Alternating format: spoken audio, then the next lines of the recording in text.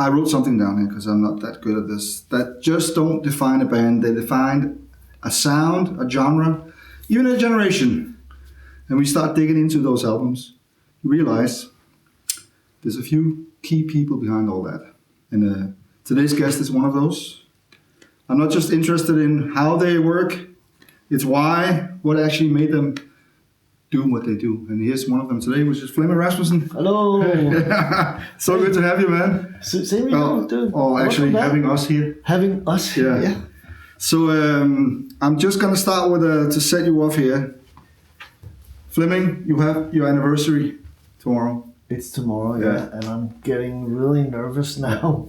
It's going to be hopefully very nice. Yeah. Fleming has, for those who don't know, Fleming has his 50th anniversary tomorrow. It's been going for 50 years in this business. Yes, started out April 7th, 1976. 76, right? Sweet Sons, wow. There you go. Were you 4 when you started then? I was, what? Were you 4 when you started? You would go so long? I was like 2, I guess. No, I was 18, so... That's amazing. Yeah. Tell us how you got into the whole music thing, because I know that you started as a young man in something called Rosenborg Studio? Rosenborg Studios, yeah, which was the number 1 studio in Denmark at the time, and it was Freddie Hansen, who was probably the only engineer in Denmark at that time who really understood how to make rock music. Okay, yeah. And I was there in a week. In Denmark, we have a program where you once a year for a week go out and see somebody who's working, and I did that. And Freddie quickly found out that I was geeky and nerdy enough because I was fiddling with tape recorders then. So I was basically doing mixtapes like people do mixtape now. I would take all my good albums, take the best track, record it on a reel-to-reel tape recorder, and then the last hit of the song I would edit so that was the first hit of the next song. So I had reels of 1.5 hours of music. So every time we had a party, it was always, can you please bring your gear, Fleming? So yeah, I was really into that, and he kind of saw that and asked me if I wanted to start a new studio with him because he was tired of that place because it had gotten too small. They were basically sitting with a wall here, the desk in front of them, and that's not a good listening position. You need a bigger room. So he wanted to expand the studio, but the owner said no. And that's basically why we started Sweet Silence in 76. And so you became partners in the studio? I wasn't partner from the beginning. It was always a deal that once I was finished as a recording engineer and did my own stuff, I would become co-owner, and I did that sometime during the 80s. Okay. But I started out just as an apprentice and just looked over his shoulder. And the first thing we did was a Danish band called Gasoline. And the thing about that was that they were produced by Roy Thomas Baker, famously known for all the stuff he did with Queen. For those who don't know, Bohemian Rhapsody, Roy Thomas Baker, right? And that was the first thing we ever recorded, was a song from Gasoline. And looking over Roy Thomas Baker's shoulder as an apprentice is a really steep learning curve. So I learned so much from those sessions, and also from the attitude of, if it's not good, we don't press record yet. The sound has to be there, even though if you have to move your speakers to another room or whatever, just make it sound good, and then press record. Yeah, that's probably something that the young people can learn something from today. Exactly, yeah. Sometimes it's easier to move a microphone this much instead of saying we'll fix it in the mix and you need 4 EQs and 10 compressors, and you don't even get remotely that sound you get if you just move the mic to the sweet spot. Okay, let's talk about that for a minute. That's interesting for me, because I assume that you have a philosophy about how you record stuff. So, yeah. So what excites you about recording today? You've been doing it so many years. I always tend to find something in the band that I do that I really like, and that kind of kicks me off. So I'm always excited about what I'm recording on at the moment. And if people ask me what's the best album you've ever done, I always say it's the one I'm working on now, because I have that kind of excitement about the projects, and I want to make it as good as possible. And my whole recording philosophy is, I'm not recording on tape anymore. That's a really big thing. A lot of people think that tape is like if you record on tape, it automatically sounds good. No. You have to align your tape recorders properly, otherwise they sound like shit. So for those who don't know what that actually entails, what can you explain that to people, to align the tape recorder? What does that actually mean? You have to adjust the playback head first. The playback of there's an amplifier on each track in a 24-track tape recorder or whatever, 16-track. And you first have to put on the test tape and then align a set of test tones where you align the level, which is 1K, the high end, which is 10K, and the low end, which is 100 hertz. And they all have to hit 0 on the meter on the tape deck or on an external meter you connect to the output of each channel, which is more precise because you don't know whether the meters unless you've adjusted the meters on your tape deck, they could be like this. Yeah. And once you've done that, you put on a fresh reel of tape and feed a test tone like a 1K, a 10K, and a 100 hertz into it. And then you have to adjust the record levels and the bias. You basically have to do this each day. And some people back in the old days, like Cat Stevens, was really picky about that. Before each session, he would put on the test tones to see if the tape recorders were adjusted. Yeah. I understand that, because if what you do then is once you've adjusted everything, you record a set of tones that is the test tones for that session and put them on a piece of tape that the artist brings. If he goes to another studio, then the engineer there has to adjust it to those tones. So you can calibrate. So you have like a consistency in the sound from different studios. You at least know the tape recorder acts within a certain range, because that's the thing with tape. You never know what you get back. No. So back in the old days, recording, we would always add a little extra high end, because we knew once we played back the tape, that high end would be gone. Yeah. And I think that's why the first CD sounded so trebly, because every engineer was used to that, and then suddenly they got it right back and smack in their face. And they're like, shit, that wasn't supposed to happen. Yeah. But so CDs didn't roll off that. Yeah, exactly. Yeah, exactly. But it. Tape does. Yeah. And that's why tape can be magical if they're adjusted right and you know how to treat them. I mean, we always recorded really hot.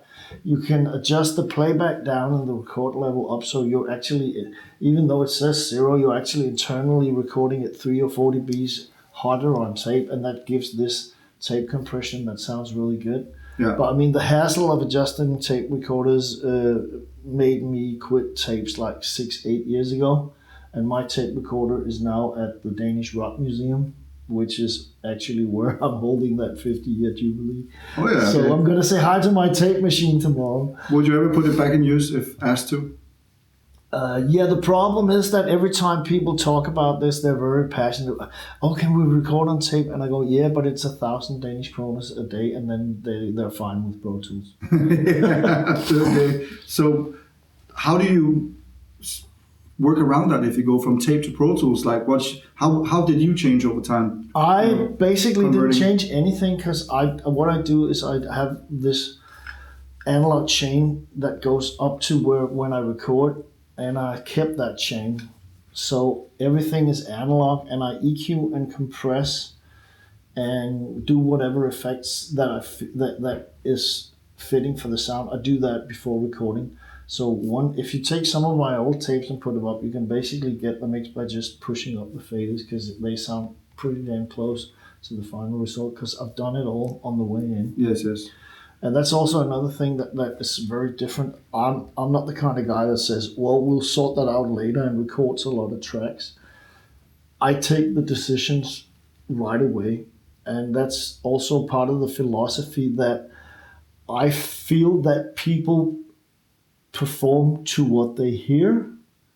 So if they only hear a DI guitar with a plug-in that's supposed to sound like an amp, and we're going to reamp it to something very different later, I think that affects the performance. Yeah. So I want to get as close to the final sound as possible, because everybody else will react to that when they're playing, and just even the emotions for the singer. I mean, with Metallica, we always recorded the bass as one of the last things. Okay, speak about that a bit, because I'm sure there's a lot of people that want to hear about the Metallica stuff. We recorded drums first, and then you would do after you do drums, you would normally do bass, but we didn't do that. We did the rhythm guitars. Okay. And that was totally my decision, because I was like, listen, all of these songs are based on guitar riffs, and if we do the bass before we do the rhythm guitars, no matter how great the bass player is, he will always do an interpretation of the riff. And then the guitar player would have like an interpretation of the riff he had to play to. So we always did the drums first, then the rhythm guitar. So we had like the basic thing. And actually Cliff loved that. I mean, the further the track was, the better he played, because it would be more like a live performance to him. Yeah. And would they ever alter things in riffs the way they played them when they were recording them? Like you say, do it like this maybe, or... Very rarely, but some. I mean, very rarely, because Metallica always did really elaborate demos. Because I mean, that was the way they worked then, with the riff tapes, and then we put them into like 10-minute songs. 27 riffs, one song, right? Yeah. How did you even keep that under control back then with tape? Well, the thing is, a tape had, if you ran 30 IPS, it had 16 and a half minutes to it. So some of the songs, we had to use a new tape for every take we took, which was easy. We either had to wipe the tape we'd just done, or bring out a new tape. Because, I mean, you couldn't fit 2 takes on it. No. Wow. Then maybe, I mean, if we had a 7-minute or 8-minute song and there was 7 minutes left, we could do a 5-minute song on the rest of the tape, but we couldn't just continue. Yeah. Because I think we went 30 IPS on all of the albums, because on 15 IPS it's 33 minutes. That would have been easy, but we were doing 30 IPS at the time, so it was 16 and a half minutes on each reel of tape. And I always scrapped the first 20 seconds, because you never know, So can you explain that to people, what IPS actually means? Inches per second. Inches per second. So 15 inches per second is fast. 30 is even faster, and that was what we did in the studios. So what would be recommended for best sort of sound? 30. That's a religious thing actually, because I mean, I know Roy Thomas Baker for mastering, because we also recorded the master on tape. In Europe, we have it's like a pre and post EQ system for a tape recorder, and in Europe it's called CCIR, and in the States it's called NAB. And Roy Thomas Baker, even though we recorded CCIR on our 24 track, he would always do the master 15-inch NAB, because he thought that sounded best. And I mean, it's totally a religious thing, because I don't think in a blind test anybody would be able to hear the difference. Roy might have been able to do that. Yeah. But it's religious, like the thing. Where do you pan the hi-hat over here, or do you pan it over there, or do you do it from an audience perspective or from the drummer perspective? It's absolutely. And there's no right way of doing that. No, that's true. Like, people don't understand. Like, to listen to an album through headphones, if they were played the toms all around the drum set, you would hear it from the drummer's perspective, or from exactly standing in the audience. Yeah. So how would you say that? To me, it seems like the producer back when you did Metallica and those earlier things, Cat Stevens or whatever you did, the producer was sort of like part of the band in those sessions. How did you approach that? Just like that. Yeah. I mean, because I've always also that's one of my things. Also, I don't think I have a sound. So it's not like when I've done something you can hear, oh, that's Flemming who's done that. I try to recreate what the band wants. Yeah. So I try to get into their heads, and I still do it these days. The first thing I ask a new band when they come into the studio is, well, how do you sound? And they always go, we sound a bit like, no, not like what you sound like. How do you sound? Yeah.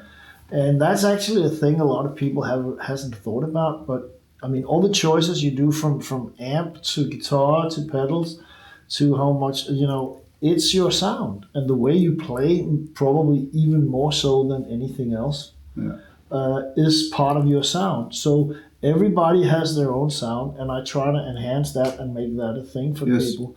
And that is sometimes difficult to get to that point, because when people don't know themselves, you simply have to, I mean, and we were fortunate back in the 80s because we had really long studio sessions. Today, everything has to be really quick because there's no money in the music business.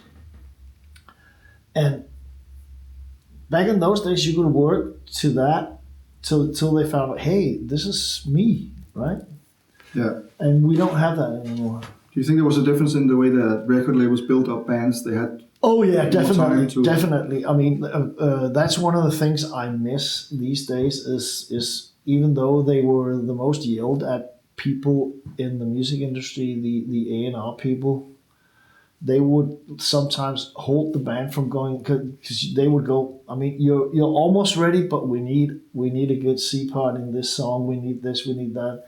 Nowadays, people can just go into the studio and record and then release it the next day, and they don't have that quality control department before they release it. There are so many albums released that each day, I mean, there's so many songs coming out, and some of them should just have been stayed as a demo, in my opinion.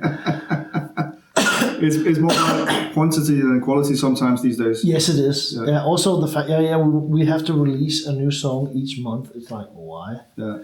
If you don't have anything important to say, shut up, right? Yeah. But I guess the cream always rises to the top. Yeah. I mean, you can't keep a good song down. Yeah. I mean, it's not the sound that makes a good song. It's the song. Yeah. I mean, Flemming, you're engineer completely through, but you're also producer, so I'm very interested in the human aspect of dealing with, let's use it, Metallica as an example, because you're quite famous for having recorded Metallica. And how does that work when a band like that of 4 young men full of energy and ideas come into the studio? How do you deal with all that?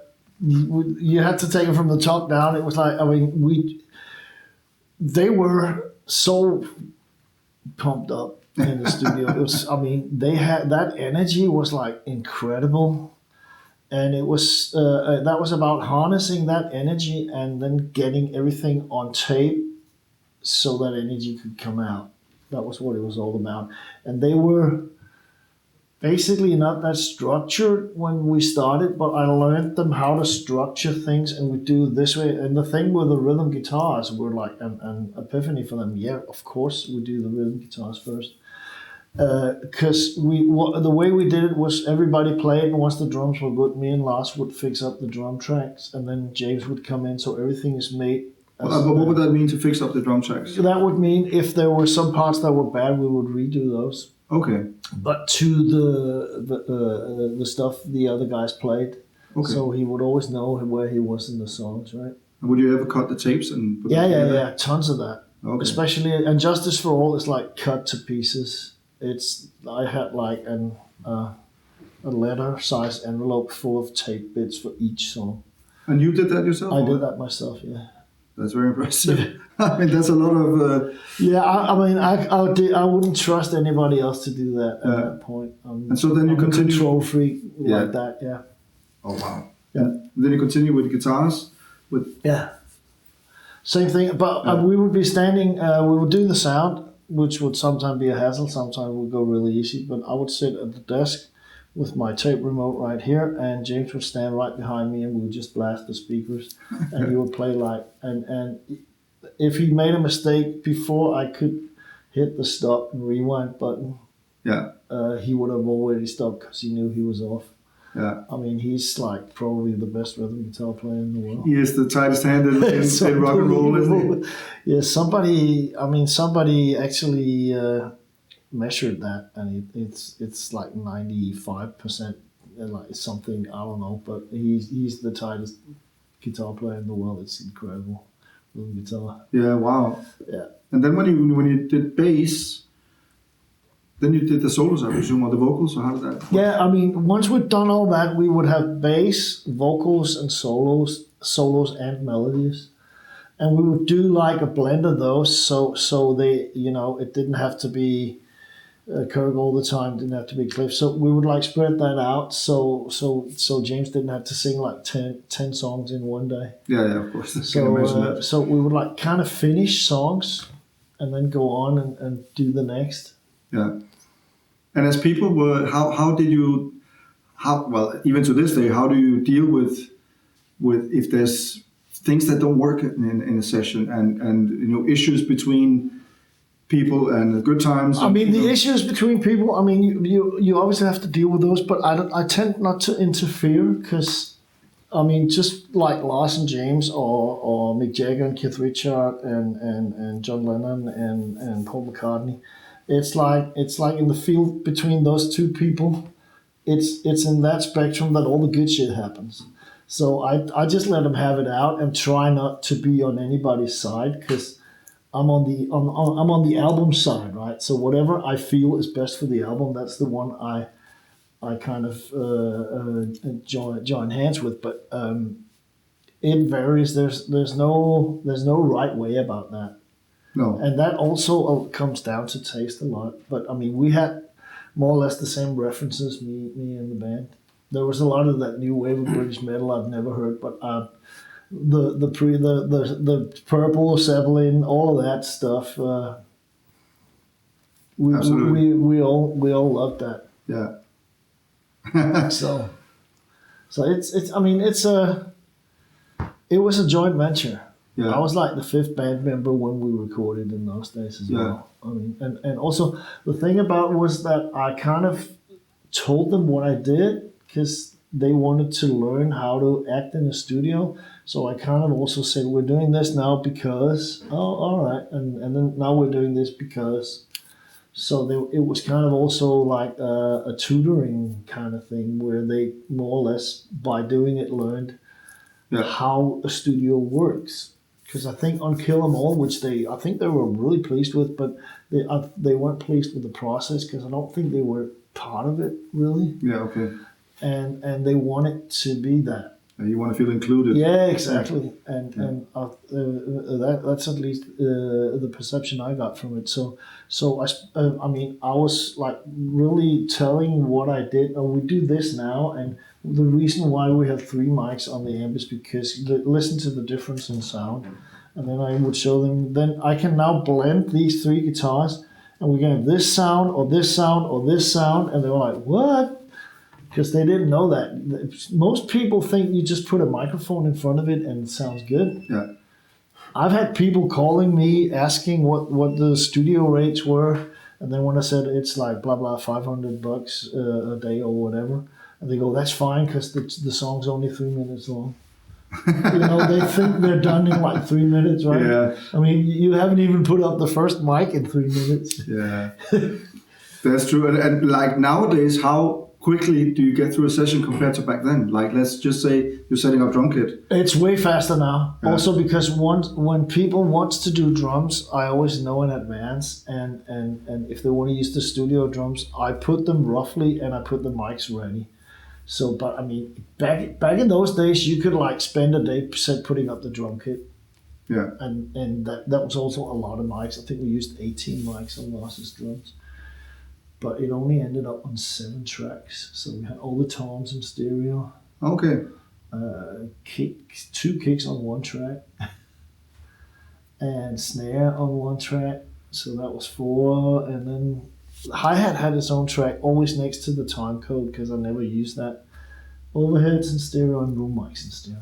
Let's talk about that a bit, because you were limited as to how many tracks you could actually use in it. What you did on a 24 track was that you could, when we did Metallica, you could actually use 2 24 tracks in sync. And then you would, on track 24 on both tape machines, you would have a time code, and you would have like a machine that read the time code of the master, and then it would control the speed of the slave, it was called, the second tape machine. So that would always chase the master. And it's once you hit play, you could hear it go, and then it would settle in, and they would be like this, right on top of each other. Okay. But still, with slight changes. I mean, you couldn't have some of a drum kit on one reel and some of a drum kit on the other reel, because there would be a slight time change, and that would result in phasing and flanging. So what would you put on each side? You would have the first reel one would be the guitars, of course the drums, and then probably the rhythm guitars, and then you would have reel 2 to do the bass, melodies, solos, and vocals. Okay. And the discrepancy wouldn't be enough for you to hear? No, it would. I mean, it would be like a tenth of a frame, which is like 40 minutes. It would be maybe 1-2 milliseconds. I mean, you couldn't hear it. Okay. Yeah. And sometimes it would be ahead. But I mean, it was pretty steady. And then I mean, it's because it's when people hear this today, because they have computers, everything is so easy in computer. If you have a chorus and you've done some back vocals, you can just take that part and put it in to the next chorus if you play to a click track and it's on time. But in those days, I had to figure out the difference in the time code. Yeah. So I would offset one machine. So I would play the first chorus on top of the second chorus on the other machine, and then I could copy it to the other track, right? So it was like hell on earth. I was really good at, luckily I'm good at math, but I mean, when it's like 25 frames a second, you have seconds, which is like, okay, that's 1, then you have milliseconds, but you didn't have milliseconds, you had minutes, which is 60, seconds, which is 60, frames, which is 25, so you were like, fuck off. So this is getting really nerdy now.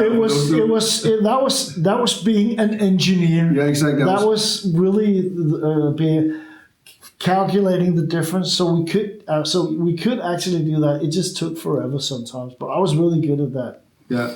Do you think people nowadays are too easy calling themselves recording engineers? I mean, if you just hit the space bar button, yeah. I mean, there's a lot more to it.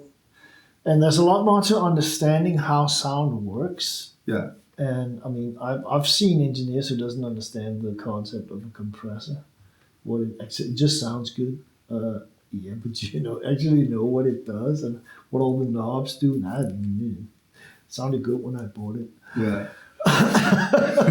Which leads me on to do you still get excited coming in to record? What excites you most about these things? It's the whole process. It's doing the sounds, making sure that everything sounds really as good as possible, and to the likings of me and the band. And then it's hearing new songs. I mean, there's not 2 days in my job that's the same.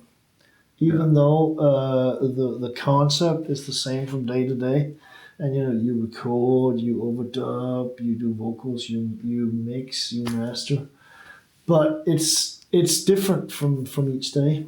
And I mean, you can leave a whole drum kit up, and it sounded good the day before. The next day, it sounds different. Yes, because there is the humidity of the room and the temperature, and everything settles in.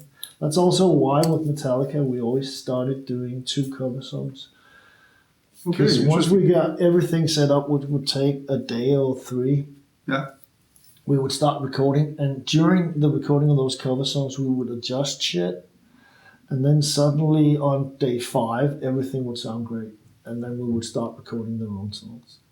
That's great. That's Which a great is a story. really good idea, and you can steal that. I never heard that before. So they always do 2 cover songs, which were supposed to be used as B-sides for singles, right? Yeah.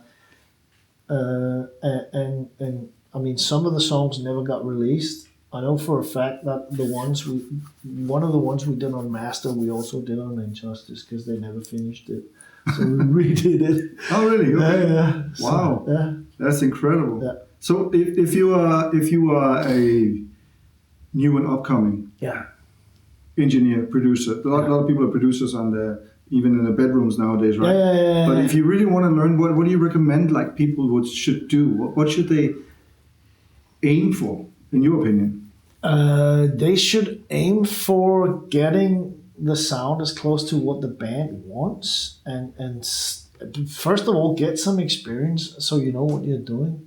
try to record things with different mic positions, and because you can sometimes have the greatest guitar sound in the world, but it doesn't fit the track. Yes. Which is Absolutely. one of the things that is really hard to understand. And I struggled with that when I started. I have this great bass drum sound. Why does my track sound like shit? Because it doesn't fit, right? And it's stuff like that, how things interact with each other. Yes. Even sometimes where people go, that's a thin sounding guitar. Yeah, but just wait, then the bass comes on. I see. Absolutely. You have to kind of, it's basically like playing chess. You have to think like 10 moves ahead, which I'm shitty at chess, but this recording stuff I can do. But I see music as pictures. I have like pictures. So I need a tree over here or whatever, but it's that kind of thing. Yeah, absolutely. It's I don't think about it, I just do it. That's amazing, Flemming. Yeah. And you have your anniversary tomorrow. Yes, 50 fucking years. It's fantastic. I want to thank you so much for your time and for having us here. You bet. Flemming, absolute pleasure. See you out Happy there. Anniversary. 50 years. 76. There you 76, go. folks. Tomorrow. Fedt, mand. Tak for den. Sådan. Hey! Det lød godt.